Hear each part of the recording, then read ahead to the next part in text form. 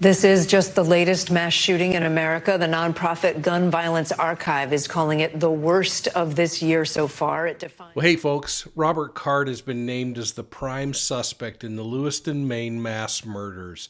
18 people are dead, 13 more injured when this madman opened fire on that unsuspecting group of patrons in a bar and in a bowling alley. Stick around to hear 4 important points that I learned from studying this predator's crime spree.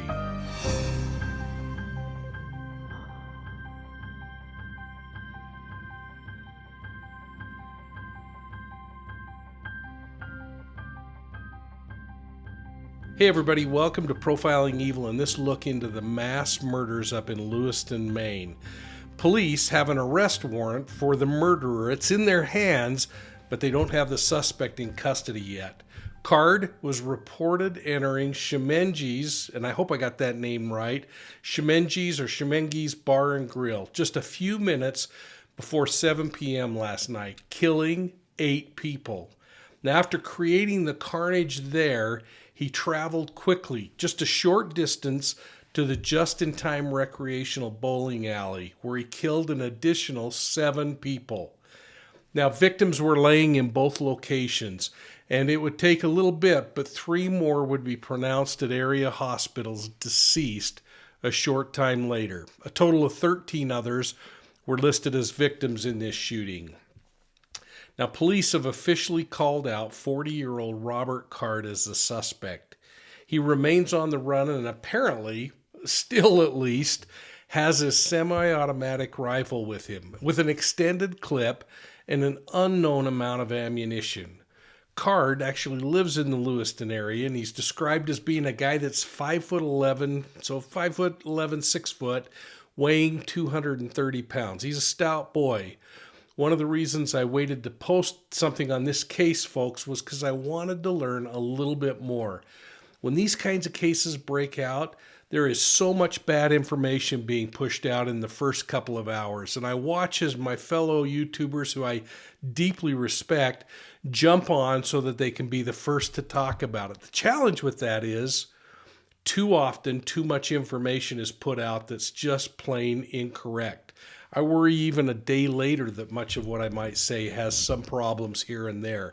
But it's things like last night when they were reporting that 22 people had been killed and as many as 60 people were injured by this gunman. These real numbers are much different, and they're based on hospital, government officials, and media reports who are putting it again at around 18 murder victims and 13 people who have been injured by this predator. You know, another really sensational bit of information that was socialized on YouTube last night, and frankly, many news agencies, was that Card was a firearms instructor who trained West Point cadets. Part of this came from that police bulletin put out by Maine. You know, this is, again, it sounds like, and in that bulletin, they were claiming that this guy was a firearms instructor and that he had mental health issues. It was the Fusion Center up in Maine who reported it, and they recently reported also that these health issues included hearing voices and threatening to shoot up other soldiers at the National Guard base in Maine.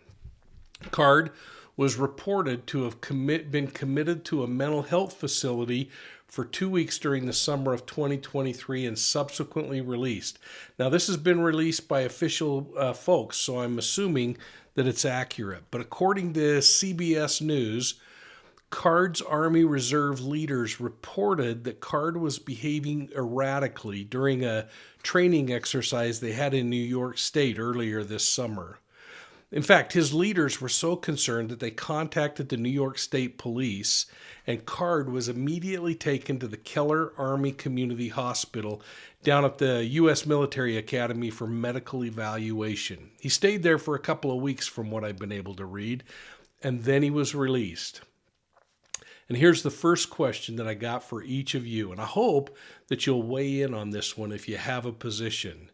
Here's my question. If the military felt the Card was suffering from schizophrenic events to the point that he was threatening to murder people, Why on earth was this guy allowed to return back home, especially return to home where he had access to highly sophisticated, high-capacity, semi-automatic weapons?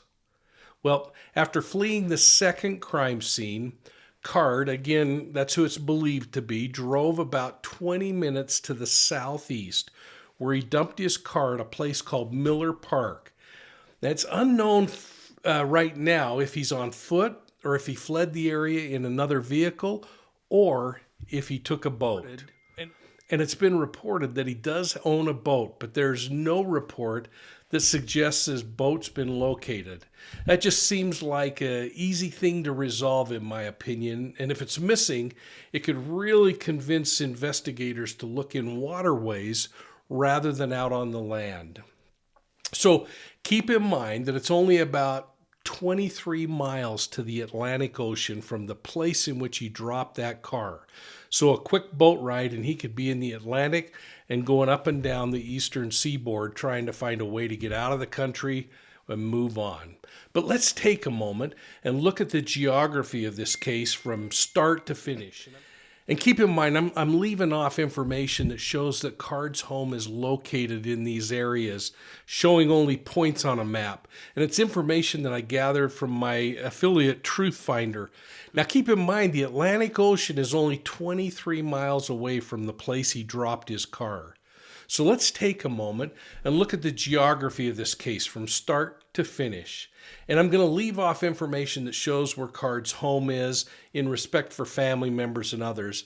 But I am showing you some of the points on the map that I found in a Truth Finder report that I ran that shows some addresses that I think he has a vested interest in. So let's jump into these maps. So this is obviously North America, and up here in the United States in this northeast quadrant is Maine. The location that we're interested in is the Schemengees Bar and Grill. And again, please folks, I'm sorry if I said that wrong. I've heard it said a couple of different ways. I brought buildings in kind of a see-through purple outline just to give you a three-dimensional view of the area as well. I thought it might help you. So everything pink and yellow are buildings on this particular map. But what I'm really trying to show here is just kind of an idea of how rural this whole area is, and that there is a bunch of places that this guy could hide. So his first set of victims were inside this bar. He enters just a hair before 7 p.m. on October 26th or 25th and commits the murder of 8 people. I'm not sure of the 3 additional that died, whether they were from there or the bowling alley. But from there, he travels a short distance to the bowling alley, and here at the bowling alley, he commits another 7 homicides. Again, 3 additional in either location, I'm not exactly sure, plus 13 people who were shot in this event. Now, again, look at this area and how massive a search effort this would be in order to look for someone in these areas. From there, he takes a 22-minute drive down to Miller Park. And this is, to me, the most significant place on the map. Well, following the fact that why did he select location number 1 to kill people and location number 2? But it's here, and I want to explain something on the map. What I've done is I've draped some aerial imagery over the top of a 3-dimensional map to kind of show the terrain. So the road doesn't dip down like this. It's actually a bridge that goes across that inlet. But this gives us a feel for the terrain that investigators are in. But here's the really important thing, is this boat dock right here.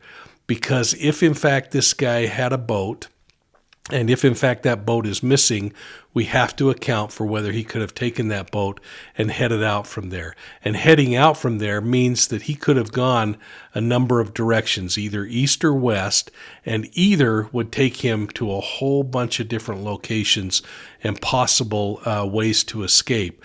Most importantly, I think it's really interesting to point out the fact that the Atlantic Ocean, by way of a bird flying, is only 23 miles away. So he could actually even be out in the Atlantic Ocean in a very short amount of time and covering some ground there. Now, it may be helpful to look at this in a two-dimensional space, but before I do that, I also thought it would be kind of interesting just to see how social media was responding during this event, because here we can see that on social media, Twitter was reporting that police cruisers are out in the area, and we're starting to see some activity there. We can see that same activity going on as law enforcement is moving through the area. So we can really take advantage of social media when we're looking at cases like this to also understand the direction an offender might be going or some of the behaviors there. So I try to look at that at the same time that I'm managing the map in a three-dimensional way. But let's look at this same map in a two-dimensional view. And here, just point out a couple of things that are really important. First, where the number 2 is showing is the location where the shootings were occurring.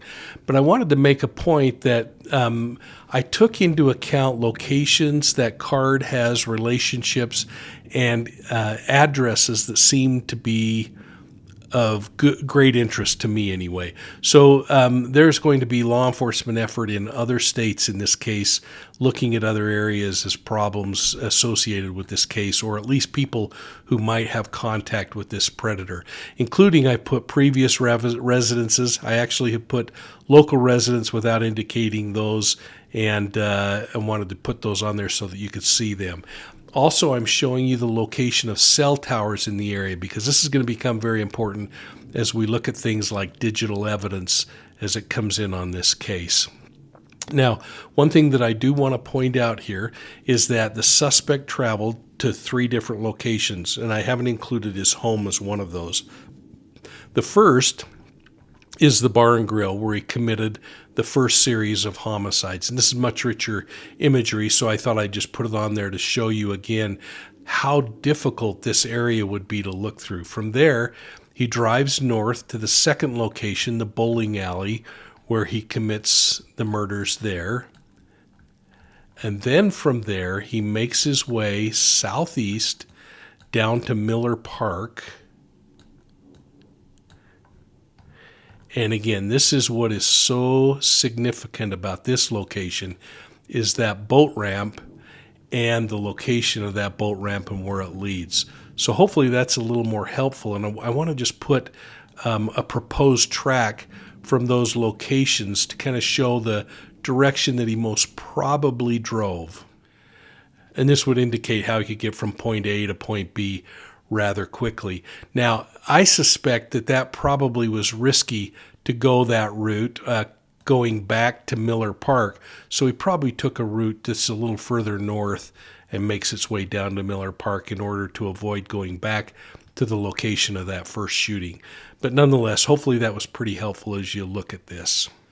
Well, now law enforcement's entrenched in a multi-state search that's going to extend across land and water. Now, it is absolutely possible that Card has committed suicide. But personally, I think he spent way too much time working this thing out. And that kind of convinces me, at least at this point, that he's less interested in suicide and more interested in the legacy that he has out of committing this many homicides. It adds some kind of value, I think, to his rather mundane life. And now, if he's alive, he's taking advantage of his military survival training. Well, now, law enforcement's entrenched in a multi-state search that's crossing land and water. Now, it's certainly possible that Card has committed suicide, but personally, I think this guy spent way too much time working his escape out. It convinces me, at least at this point, that he's less interested in suicide and more interested in taking advantage of his military survival skills. That way he can be the hero that he thinks he is by committing this mass murder.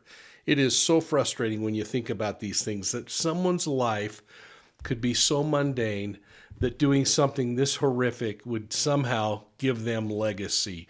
But there are 4 things that I think point to the fact that he spent a lot of time preparing for this. And I want to talk about those after this quick discussion about my book, She Knew No Fear. Now, many of you have purchased my books through our website, profilingevil.com, or on Amazon. Well, I recently released a newly updated book called Predators: Who They Are and How to Stop Them. It's a book I wrote alongside my friend and mentor, FBI Special Agent and profiler Greg Cooper. It's a great read, but I want to talk about my favorite books, which are Deceived, an investigative memoir of the Zion Society cult, and She Knew No Fear. Now, Deceived chronicles my investigation into and the ultimate takedown of a ritual cult that was sexually abusing children. You know, there were more than 4,000 rapes of those children that occurred in a case that resulted in 12 people being convicted of child sex crimes. I wrote the book after some of the victims reached out to me 30 years later, asking me to tell their story. I want you to know I'm not profiting from the book, and the proceeds are going toward building a new children's advocacy center, which you see pictured here. It is a place where children can be forensically and physically examined and prepared for the court system. The center is set to break ground in November of this year, and I really hope you'll buy my book because the proceeds are going directly to help build that building. Now, you can help by purchasing Deceived.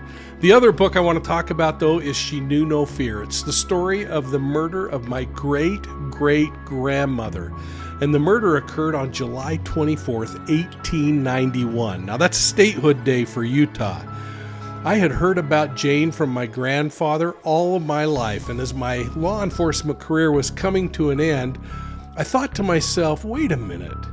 I've spent an entire career investigating and solving cold cases. I wondered why I hadn't solved my very own relative's murder. And 130 years after she was shot to death, I solved the crime. I think you'd really enjoy the story, and it would give you an opportunity to get a great Christmas gift for yourself or a loved one.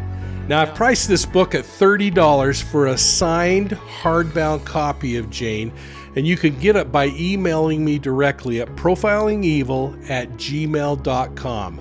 And then I'll respond with some shipping and payment information. And we can also find out what you want the book to say in my personal inscription to you. But now, let's get back to today's video.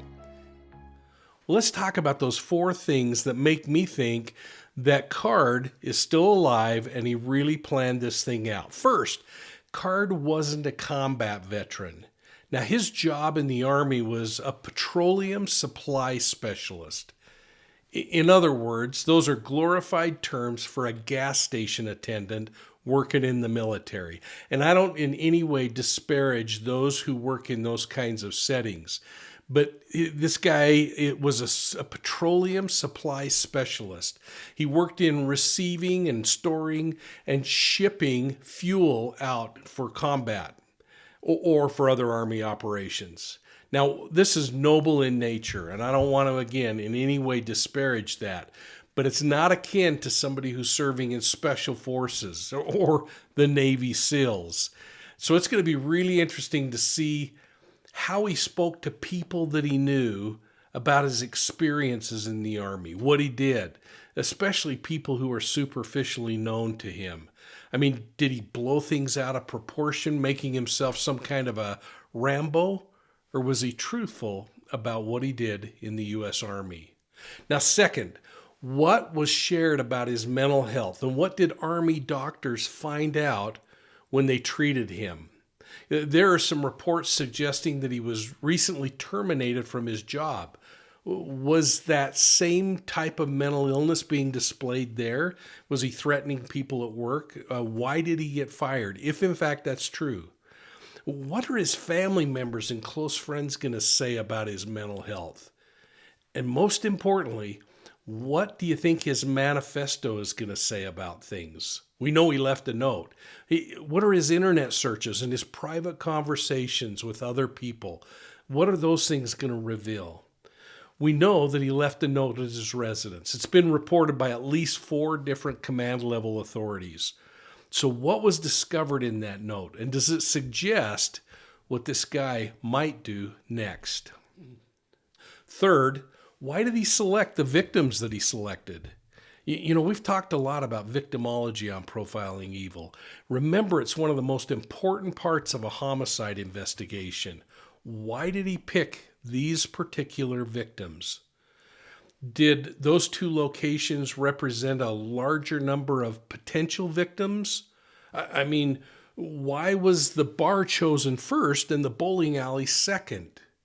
Now, keep in mind that he didn't do anything to hide his identity, so he clearly wanted people to know that it was him that caused all this carnage. And it's really significant that he planned it out that way. But we have to think also, did this guy just start out wanting to shoot up the bar and then drove around just fueled by adrenaline and by happen chance pick the bowling alley, or was it all part of a bigger plan? Maybe the note will share something on that. I don't know. And do you recall that he initially threatened to shoot up an army base? Why didn't he? I'd speculate that it was more about being successful. You see, choosing defenseless people who are out enjoying dinner and a drink, or a group of people who are just out to go bowling and have a fun night together, doesn't pose as much risk as trying to walk into an army base filled with equally well-trained, and I'd submit probably better trained personnel who frankly would limit his chances of being successful. In fact, in my opinion, that would have been just too intimidating for this guy. And finally, number 4 is, I think that his actions point to a lot of fantasy going on in his preparation of this case. Now, this thing undoubtedly must be coupled with failures that were going on in his life, and we're learning about some of those. If it's true, his Army commanders felt that he was mentally unstable. They may have started proceedings to discharge him from the reserves. Now, for a guy who's all about ego, imagine what a tough blow that would be. Now, add to that the suggestion that he might have been terminated from his job recently, and you can see this pressure starting to mount. Now, we may learn that his personal relationships were also in jeopardy and that other areas of his life were collapsing around him. Those kinds of precipitating events can all lead to this mental change to go out in a blaze of glory. But here's the thing that I think is the most significant, and that is the disposal side of his vehicle. This is very important in my mind, especially if this guy has a boat and the boat is missing. It shows the amount of planning and preparation he would have put into his escape. And that planning and preparation suggests that suicide wasn't a part of his plan. That's going to be really interesting to see what we learn from the digital forensics that unfold in this case. What are we going to find in his mobile devices or his car computer or smartwatches? And what are we going to learn from his internet searches? I want to know if this guy went out and withdrew money from his bank accounts before this happened. Or did it happen in just a disorganized way and everything just worked? And I want to know if he's been selling off possessions as he got ready to do this. Now, as this community sits on lockdown, politicians are going to argue whether gun control would have prevented this tragedy or not. I'm not going to get involved in that. And I'm going to continue to watch for the behavioral signs of what might happen next. But I do think the debate is going to be really interesting. You know, we see such an uproar after something horrific like this happens, especially with weapons. It's like a Groundhog Day movie that just seems to be going over and over again. But now we're going to add to this the fact that 48% of every household in Maine is a gun owner. And I wonder how that's going to shake out as this argument about gun control heats up again based on the shootings and the mass murders in Maine. And speaking of close to home, I just want to leave you with this thought. I've read that the only other mass shooting in Maine in 2023 occurred in the very town that the suspect in this mass shooting comes from. I'm going to be interested in what you think, because it sure makes me think. You wonder about these people who are just trying to copycat what they saw from somebody else. Hey, thank you for your support of Profiling Evil, and thank you for sharing us with all your friends. I hope you'll take time to hit that like and subscribe button and ring the bell and help us grow. You know, I've been really busy running around on my day job, and I just haven't had time to do a lot of videos, but I do have some things that I'm going to be publishing that I've copied over the last couple of months and had sitting in the can waiting to release.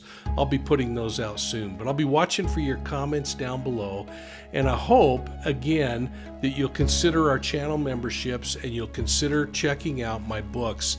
And thanks so much for all your support of Profiling Evil. We'll see you soon at the next one.